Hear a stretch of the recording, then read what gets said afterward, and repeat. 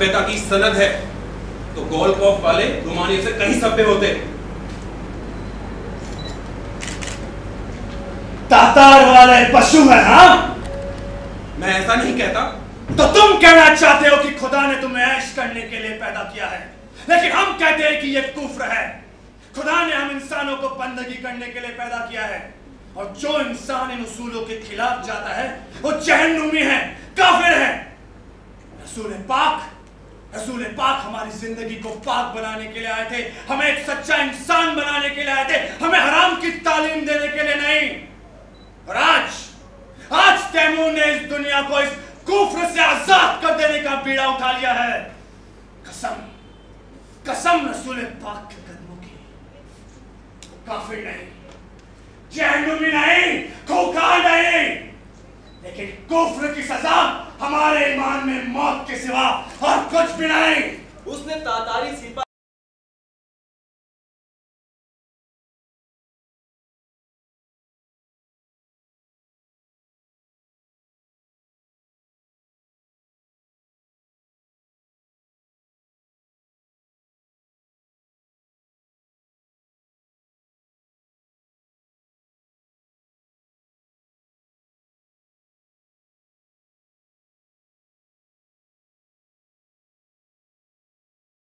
बादशाह, क्या यही तेरा इस्लाम है जिसकी तालीम का तूने बीड़ा उठाया है?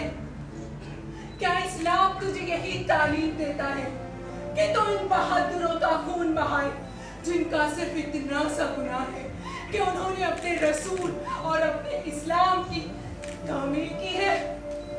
तू इन मुसलमानों को काफिर कहता है और समझता है कि तू इस्लाम की और खुदा की खिदमत कर रहा है।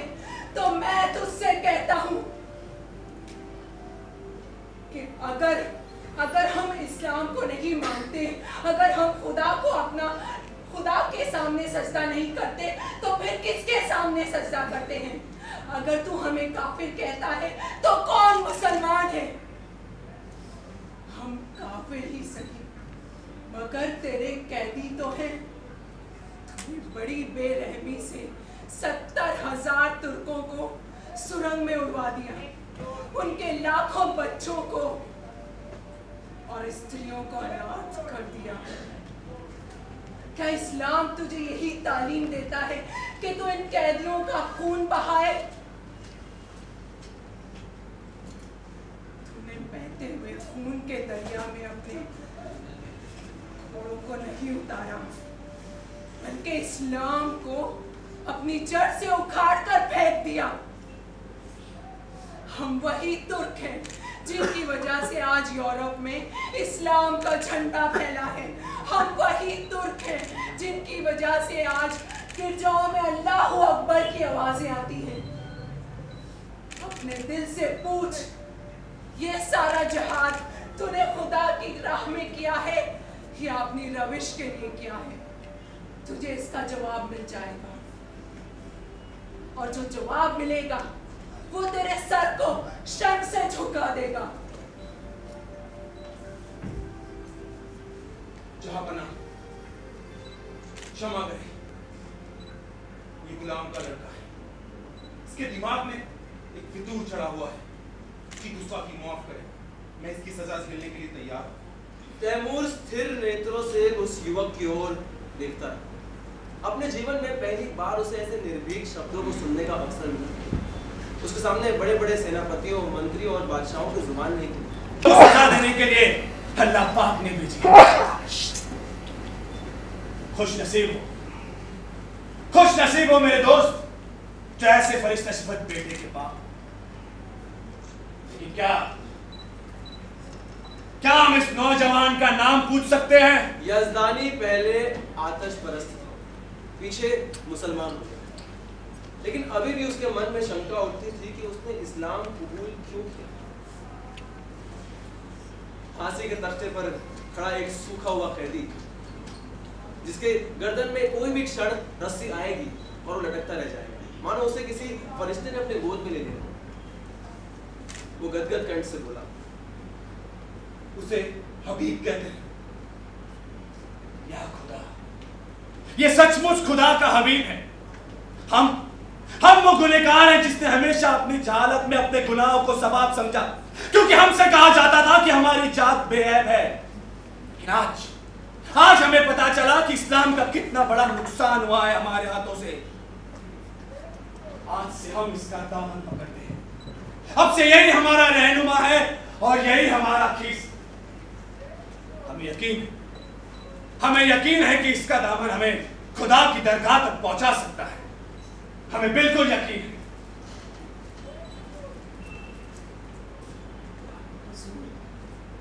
ये आपकी कदरदानी है, वरना मेरी क्या हैसियत। आइए, आप बैठिए। अभी पाशा, आप यहाँ पे बैठिए, हमारे साथ बैठिए। इधर वजीर, हुकुम की तामील करिए। छोड़ दो सारे तुर्क सैनिकों को। उनके पास से जो माल असबाब मिला है सब उन्हें वापस दे दिया जाए और उनके हथियार पे ये तैमूर का हुक्म है। तैमूर हबीब के साथ खेमे में दाखिल। आइए हमारे साथ आइए। हुजूर, आप नेक दिल हैं, और अभी इसकी उम्र भी क्या है? ये वजारत नहीं कर पाएगा। अभी तो इसकी तालीम के दिन है।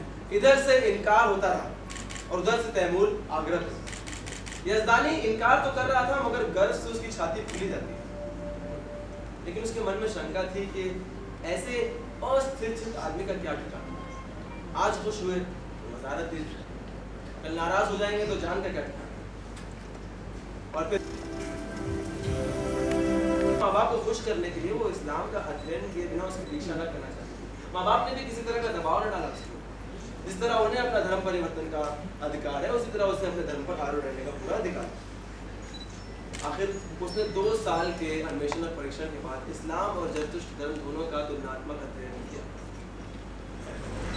रात को तैमूर के उस प्रस्ताव पर विचार हुआ।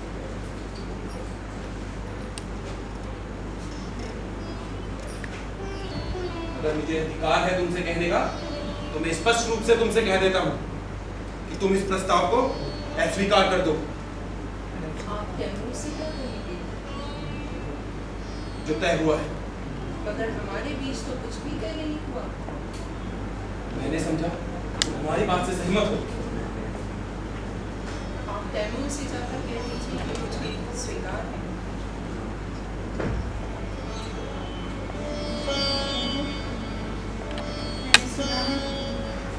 तैमूर अच्छी निगाहों का आदमी नहीं। मैं तुझे किसी भी तरह वहाँ जाने न दूँगी। अगर कोई बात हो जाए तो दुनिया क्या है? और वैसे भी सब हंसते ही हैं। अम्मी जान, मैं आपके हुक्म से जौ भर भी फिरना नहीं चाहती। आपको पूरा हक है कि आप मुझे जाने दें या ना जाने दें, मगर खुदा ने जो मुझे मौका दिया है, अगर ये मेरे हाथ से निकल गया तो मुझे जिंदगी भर का अफसोस रह जाएगा। अमीर तैमूर दिलेर है, मगर बेरहम नहीं है। उसने जो कुछ किया है वो सिर्फ और सिर्फ अंधे विश्वास में किया है, मजहब के अंधे विश्वास में किया है। मुझे यकीन है कि मैं अपनी इस्लामी तरबियत से उसको बदल दूंगी। मुझे यकीन है कि शायद उसके हाथों कम कसरत से लोगों का खून बहे। और बात रही दुनिया वालों की, तो मैं अपनी नेक नामी से उनके मुंह बंद कर दूंगी। मैंने हमेशा अपने उसूलों को मानकर उन्हीं पर काम किया है। मेरे उसूलों ने मुझे आज तक गुमराह नहीं किया और मैं अपने उसूलों पर चलकर ही आज यहाँ पहुँची हूँ, जिस मुकाम पर पहुँचने के लिए बड़े बड़े लोगों ने ख्वाब देखे हैं। अम्मी जान, अगर आपको ये लगता है कि मेरा राज खुल जाएगा तो मेरी तलवार मेरी हिफाजत करेगी।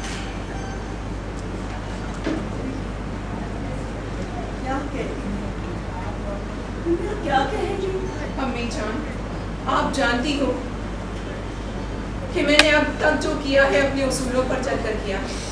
और रही बात शादी की, आप जानती हो कि मेरे उसके बारे में क्या ख्याल है। अगर कोई इंसान मुझे मिलेगा जिसके सामने अपने आप को झुकाकर मैं अपनी रूह को ऊंचा कर सकती हूँ, तो मैं अपने आप को उस इंसान के सामने नजर कर लूँ। चलिए, फैसला हो चुका है।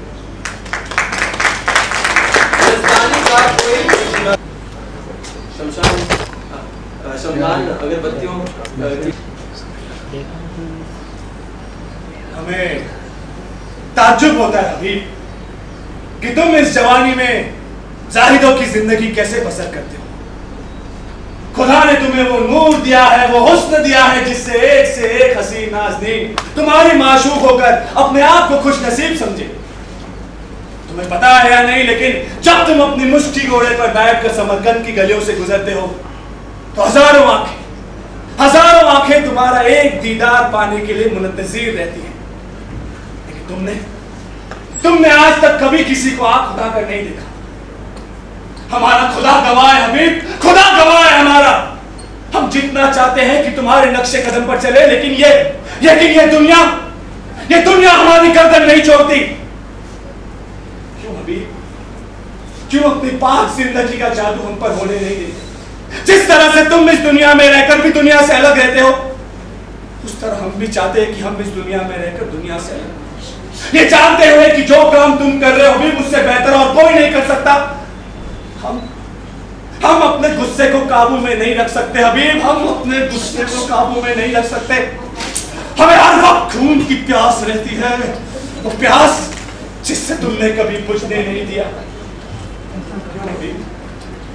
क्यों अपनी पाक जिंदगी का जादू हम पर होने नहीं देते? तुम जहां से निकलते हो मोहब्बत और रोशनी फैलाते हो। जिसे तुम्हारा दुश्मन होना चाहिए वो तुम्हारा दोस्त हो जाता है। हम जहां से निकलते हैं नफरत और जुबान फैलाते हैं। जिसे हमारा दुश्मन होना चाहिए वो हमारा गहरा दुश्मन हो जाता है।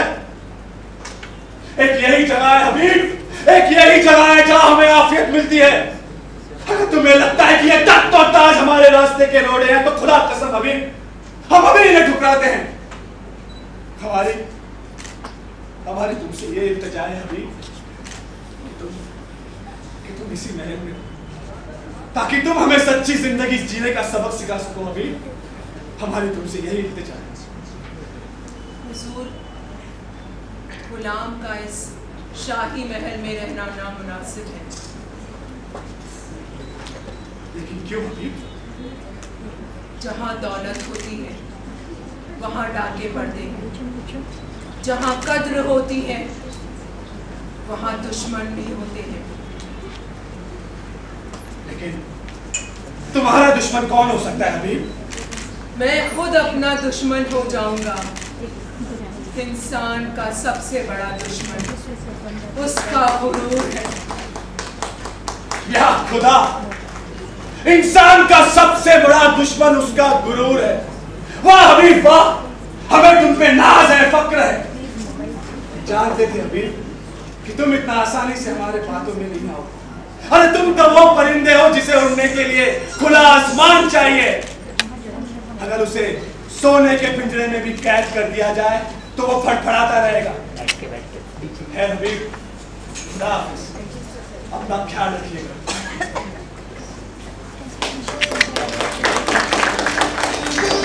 हर इंसान हमेशा पैदा होते हुए हैं और हमेशा पैदा होते रहेंगे।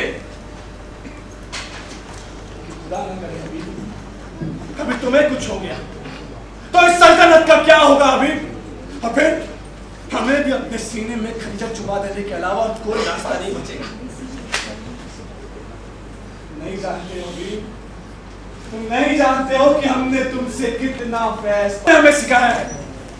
बस यूं समझ लो हबीब कि तुम हमारी रूह को अपने साथ लिए जा रहे।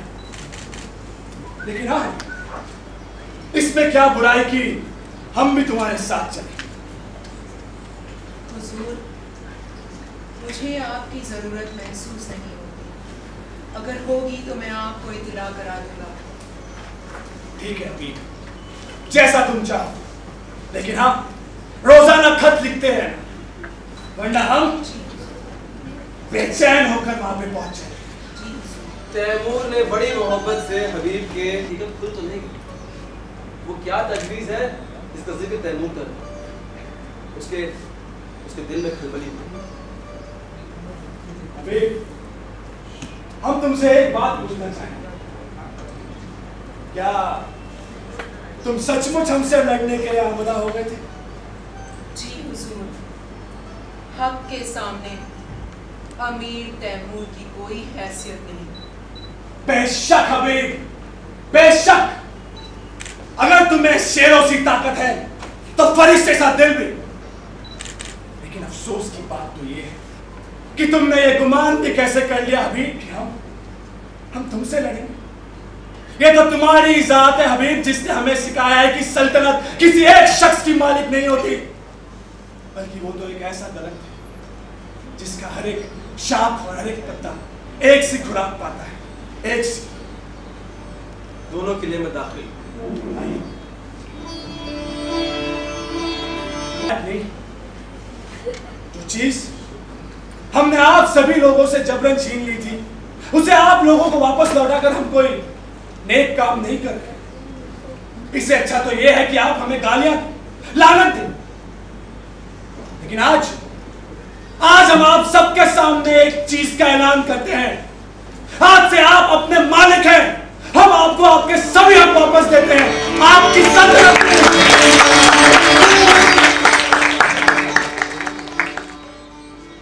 हमें पूरा यकीन है कि आप मुसलमान कौम को उनके जायज हकों से महरूम नहीं रखें। लेकिन खुदा न करे कभी किसी जाबिर कौम ने आप पर हुकूमत करने की कोशिश की तो ये तैमूर आप लोगों की मदद हमेशा करेगा। खुदा हाफिज, खुदा हाफिज।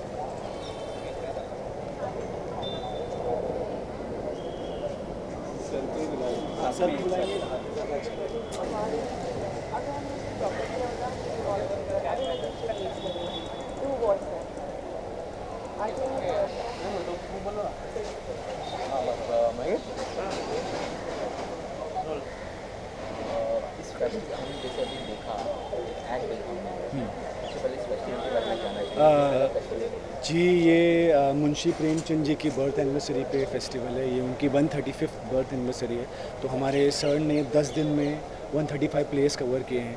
ये अपने में एक रिकॉर्ड है कि कोई भी ड्रामा कंपनी एक साथ इतने प्लेस कभी नहीं करता है। और हमारे सर, हमारे गुरु जी रिस्पेक्टेड मुजीब खान सर, उनके हम स्टूडेंट्स हैं, मैं और रोजलिन।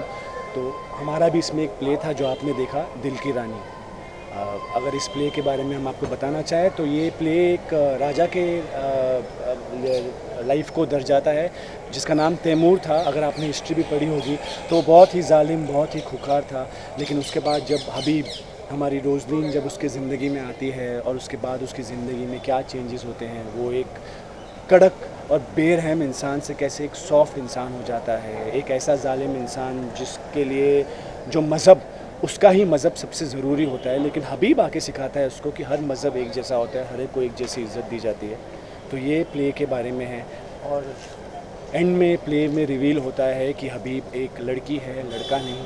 लेकिन ये सस्पेंस मुझे पहले से ही पता होता है। तो it's like a bit of fun, bit of like एक पूरी जर्नी है हबीब और तैमूर के लाइफ की, कि उनके साथ क्या हुआ था, कैसे उन्होंने इन्हें अपनाया, इनके नक्शे कदम पे कैसे चले। जो इंसान सिर्फ अपनी सुनता था और किसकी नहीं सुनता था, आज उस तैमूर के बाद में आके उन्होंने कैसे सब कुछ परिवर्तन कर लिया। तो ये प्ले ये दर्शाता है। इनफैक्ट ये प्ले बहुत मज़ा आया। मैंने और भी सर के साथ काफ़ी प्लेस किए हैं। ये प्ले में थोड़ी सी डिफ़िकल्टीज़ थी एज एन एक्टर, क्योंकि मेरी वॉइस बहुत पतली है और उसको मुझे बहुत हैवी करना पड़ा। और ज़्यादा प्रैक्टिस नहीं हो पाई थी, अदरवाइज़ प्रैक्टिस होती तो ये प्ले बहुत अच्छा होता। कैरेक्टर में काफ़ी बॉडी लैंग्वेज पे काम किया गया, मतलब लड़की हूँ मैं, ऑडियंस को रिवील हो जाता है, बट फिर भी ऑडियंस के लिए भी एक मज़ा है, एक इंटरेस्ट है कि लड़की है, छुपा रही है, किंग को भी पता है, वो भी छुपा रहा है, बट दे आर लाइक उसको शुरू से पता होता है, बिकॉज लास्ट में रिवील होता है कि उसे पता है, तो उससे स्टार्टिंग से रिवील होता है। Basically it's a love story sort of a thing, उसने प्यार में, बट हर एक को एक जैसी इज्जत दी जाती है, तो ये प्ले के बारे में है। और एंड में प्ले में रिवील होता है कि हबीब एक लड़की है, लड़का नहीं, लेकिन ये सस्पेंस मुझे पहले से ही पता होता है। तो it's like a bit of fun, bit of like एक पूरी जर्नी है हबीब और तैमूर के लाइफ की, कि उनके साथ क्या हुआ था, कैसे उन्होंने इन्हें अपनाया, इनके नक्शे कदम पे कैसे चले। जो इंसान सिर्फ अपनी ही सुनता था और किसकी नहीं सुनता था, आज उस तैमूर के बाद में आके उन्होंने कैसे सब कुछ परिवर्तन कर लिया। तो ये प्ले ये दर्शाता है। इनफैक्ट ये प्ले बहुत मज़ा आया, मैंने और भी सर के साथ काफ़ी प्लेस किए हैं। ये प्ले में थोड़ी सी डिफ़िकल्टीज़ थी एज एन एक्टर, क्योंकि मेरी वॉइस बहुत पतली है और उसको मुझे बहुत हैवी करना पड़ा, और ज़्यादा प्रैक्टिस नहीं हो पाई थी, अदरवाइज़ प्रैक्टिस होती तो ये प्ले बहुत अच्छा होता। कैरेक्टर में काफ़ी बॉडी लैंग्वेज पे काम किया गया, मतलब लड़की हूँ मैं, ऑडियंस को रिवील हो जाता है, बट फिर भी ऑडियंस के लिए भी एक मज़ा है, एक इंटरेस्ट है कि लड़की है, छुपा रही है, किंग को भी पता है, वो भी छुपा रहा है, बट दे आर लाइक उसको शुरू से पता होता है, बिकॉज लास्ट में रिवील होता है कि उसे पता है, तो उससे स्टार्टिंग से रिवील होता है। Basically it's a love story sort of a thing, उसने प्यार में, but what ever the reason was, लेकिन वो अपने आप को बदल लेता है और अच्छे काम करने लगता है। So it was a good film. और कितना डिफिकल्ट रहा आप दोनों को?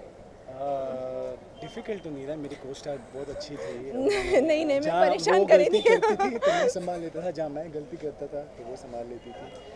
हालांकि प्ले हमने रिहर्स नहीं किया था, लेकिन हमने अपनी पूरी एनर्जी डाली थी और हमने एक दूसरे से प्रॉमिस किया था कि ये प्ले हमारा बेस्ट प्ले होगा, और ऑडियंस ने बहुत एंजॉय किया। इसको हम फिर से रिपीट करने वाले हैं, ज़रूर करेंगे, और ऑडियंस ने जितना एंजॉय किया वो तो शायद आपने रिकॉर्ड भी किया और आपने खुद अपनी आंखों से देखा। लेकिन बट हमने भी बहुत एंजॉय किया, बिकॉज उसके पीछे ये भी चीज़ थी एंजॉय करने की, क्योंकि हमारे पास टाइम नहीं था, तो ये था और बहुत प्रेशर में काम किया है, बहुत प्रेशर में आके जल्दी अच्छा, बट बहुत हमें मज़ा आया। उम्मीद थी कि लोगों को प्ले पसंद आएगा, लेकिन इतना पसंद आएगा ये उम्मीद नहीं थी। और हम शुक्रगुजार हैं आप सभी लोगों के कि आपने हमारा नाटक देखा, पूरे ऑडियंस का, जिन्होंने इतना हर एक लाइन पे, हर एक पैराग्राफ के बाद उन्होंने क्लैप दिया। इससे और इज्जत और इससे और बड़ी चीज़ एक एक्टर को क्या चाहिए। तो इस प्ले का एक सबसे एक मशहूर में जो पैरा मैंने बोला था कि हम हबीब के सामने बोलना चाहेंगे, हबीब बस यूँ समझिए कि आप हमारी रूह को अपने साथ लिए जा रहे हैं। हम ये कहना चाहते हैं हबीब कि हमें तुमसे इश्क है, वो इश्क जो आज तक हमें कभी किसी हसीना से भी नहीं हुआ।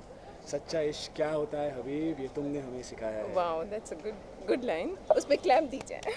सर मैं आपसे जानना चाहूँगा, आप नारद का किरदार करते हैं, कितना डिफिकल्ट था टेलीविजन में काम और इस एक्ट में काम करने? जी टेलीविज़न में कहूँगा बहुत सिंपल मीडियम है। अगर आप थिएटर में 1 घंटा बात कर सकते हो बगैर अटके, बगैर झिझ के, तो टेलीविज़न में तो हर एक, अगर 2 पेज का सीन है तो पहले आधा पेज हुआ, फिर आधा पेज हुआ, फिर आधा पेज हुआ, फिर आधा पेज हुआ। और हमसे सबसे बड़ी लिबर्टी ये है कि हमें रीटेक्स मिलते हैं। यहाँ पे जैसे कि आप देखें, हम बोल ही नहीं सकते, यहाँ पे हमको बोलना ही है, हमको जो कंटेंट है हमको बोलना ही है। लेकिन अगर आप टेलीविज़न कर रहे हो तो अगर आपने फंबल किया तो आपको एक रीटेक मिलता है उसके लिए, जो कि यहाँ नहीं मिलता। और ये जो रिस्पांस, वार्मिंग रिस्पांस है, वो जब ऑडियंस, अगर आपको टीवी की ऑडियंस बाहर देखती है और बोलती है कि नारद जी का रोल किया तो अच्छा लगता है, लेकिन यहाँ पे जो रिस्पांस अभी हमें मिलता है ये हमें एक और जोश पैदा कर देता है।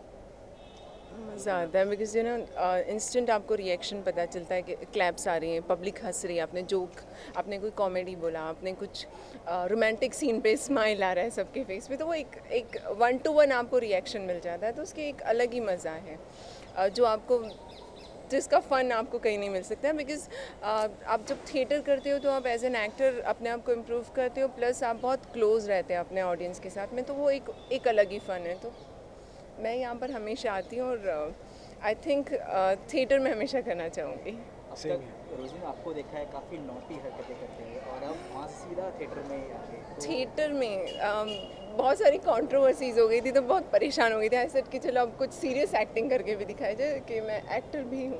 सो आई सेड चलो थिएटर से शुरू किया जाए, बिकॉज अगर मैं थिएटर करती हूँ तो यहाँ पर मुझे कोई कंट्रोवर्सी नहीं होगी, मैं कुछ भी कर लेती हूँ, लोग इसको बिल्कुल साफ़ सुथरी एक्टिंग के हिसाब से ट्रीट करेंगे। बिकॉज यहाँ पर जो कपड़े भी, मैंने अभी बीच में एक प्ले किया जो लिव इन रिलेशनशिप पे था, तो वो 135 इयर्स पहले अगर मुंशी प्रेमचंद जी सोच सकते हैं तो आज हम लिव इन रिलेशनशिप को इतना इजीली लेते नहीं, हम उसको एक्सेप्ट नहीं करते। जैसे वैश्या है एक प्ले, वो मैंने किया, फिर मैंने एक एक्ट्रेस प्ले किया, सब बोल्ड प्लेज मैंने किए। और ये सारी स्टोरीज़ 135 इयर्स पहले, सेंचुरी बैक किसी ने लिखी है, किसी ने सोचा है। तो यू कैन इमेजिन कि मुंशी प्रेमचंद जी कितने ग्रेट राइटर थे जो आज हम एक्सेप्ट नहीं कर रहे हैं, वो लिख चुके हैं उस मतलब एक सेंचुरी पहले। So it was fun.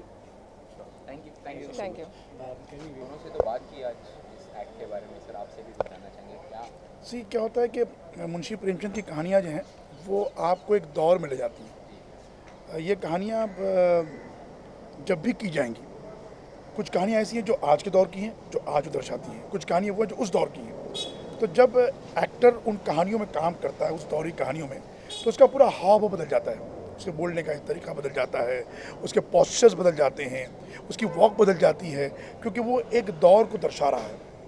लेकिन अगर यही एक्टर्स एक कॉस्ट्यूम उतार दें और आज के दौर की कहानियों में आ जाएं, तो इनके हाव भाव वो नहीं होंगे। तो इसमें एक्टर को सीखने को मिलता है कि ये टाइमिंग, पॉजेस, ये एक्टर सीखता है, जो नॉर्मल जो प्लेज होते हैं उसमें उसको सीखने को नहीं मिलता। और नॉर्मल तरीके की एक्टिंग बहुत होती है, लेकिन इस तरह की एक्टिंग बहुत कम होती है, और जब होती है उसमें बहुत दम लगता है। तो जो दोनों एक्टरों ने काम किया है, इन लोगों ने बहुत मेहनत की है, बहुत अच्छा काम किया है। और ख़ासतौर पर ज़बान, उर्दू जो है, उर्दू लुप्त होती जा रही है। लोग आज हिंदी गलत बोलते हैं, स को श बोलते हैं, श को स बोलते हैं, फ को फ बोलते हैं, फ को फ बोलते हैं, ज और ज की तो मतलब बेपनाह गलतियाँ करते हैं, ग और ग में तो कोई उनको फ़र्क ही मालूम नहीं होता। ऐसे माहौल में अगर इन लोगों के साथ उर्दू नाटक किया जाए तो मुझे लगता है कि इनकी ज़बान अच्छी होगी, वोकेबलरी अच्छी होगी, और अगर आप ज़बान अच्छी बोलेंगे तो आप अच्छे एक्टर हमेशा माने जाएंगे। जो एक्टर ज़बान ख़राब बोलता है, गलत बोलता है, माफ़ कीजिएगा, वो अच्छा एक्टर नहीं हो सकता और नहीं बन सकता। तो इस नाटक के ज़रिए ये भी कोशिश की गई है कि एक्टरों की ज़बान दुरुस्त की जाए, साफ़ ज़बान बोलें, और ऑडियंस को एक तड़का, जैसे दाल में तड़का काम आता है, तो एक नॉर्मल कहानियों में ये कहानी तड़के का काम करती है। मुझे लगता है कि लोगों ने बहुत अप्रिशिएट किया है इस कहानी को, और ऐसी कहानियाँ पूरे फेस्टिवल में हमने 2-3 ही की थी, उनमें से एक कहानी जो थी ये दिल की रानी थी। विजय और रोजी ने कितना परेशान किया नहीं, क्या होता है कि रिहर्सल्स में जब होता है तो उसमें तो एक्टर तो बहुत, डायरेक्टर जो सबसे ज़्यादा जो है वो सॉफ्ट टारगेट होता है एक्टर के लिए। यहाँ से भी एक्टर मारता है, वहाँ से भी एक्टर मारता है, तो डायरेक्टर, चूँकि डायरेक्टर वही हो सकता है जिसके अंदर बहुत पेशेंस हो, जो बहुत सब्र कर सके। तो मेरे बहुत सब्र है, मैं तो बहुत सारे एक्टरों को मैं ट्रेन कर चुका हूँ, 4,500 एक्टरों को मैं ट्रेन कर चुका हूँ। तो मैं ये ऐसी सब चीज़ों के और ये जितने भी इनके मुक्के हैं, मैं बर्दाश्त करने की ताकत है मुझ में, मैं बर्दाश्त कर लेता हूँ। सर 135 कहानियाँ कितने दिन में तैयार की, किस तरह से? 135 कहानियों के लिए हमने 2 महीने का टारगेट रखा था। 2 महीनों में 135 ड्रामे तैयार किए, और ये मुंशी प्रेमचंद की 135वीं बर्थ एनिवर्सरी है, और 50 लोगों का स्टाफ, 50 मेकअप आर्टिस्ट, म्यूज़िक, ये सब मिला के 50 लोगों का स्टाफ ये काम कर रहा है, और सारी कहानियाँ एक से बढ़कर एक हैं। आप मुंशी प्रेमचंद की किसी कहानी को ये नहीं कह सकते ये कहानी सेम है।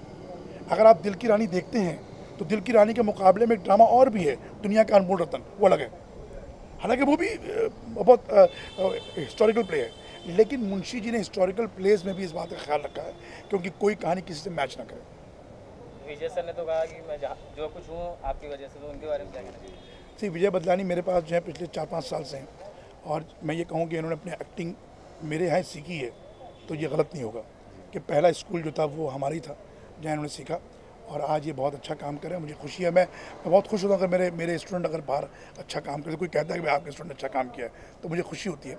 और ये विजय बदलानी एक बहुत सिंसियर और बहुत ही डेडिकेटेड जो एक्टर होता है, वो उनमें से विजय बदलानी है, इन रोजलिन है, ये लोग जो हैं वो बहुत डेडिकेशन के साथ काम करते हैं। जब एक कोई प्ले लेते हैं तो उस पर बहुत मेहनत करते हैं, 24 कैरेट परफॉर्मेंस देने की कोशिश करते हैं। बस मैं एक चीज़ कहना चाहूँगा कि आज मैं जो भी कुछ हूँ सर की वजह से हूँ। जहाँ भी आप मुझे देखते हैं टीवी पे, जो भी मुझे अप्रिशिएशन मिलती है या जो भी मुझे लोग सराहते हैं, मैं हमेशा सर का ही नाम लेता हूँ और हमेशा सर के पास रहूँगा, सर का बच्चा बन के रहूँगा और मंडे तक सीखते रहूँगा सर के साथ। Thank you so much.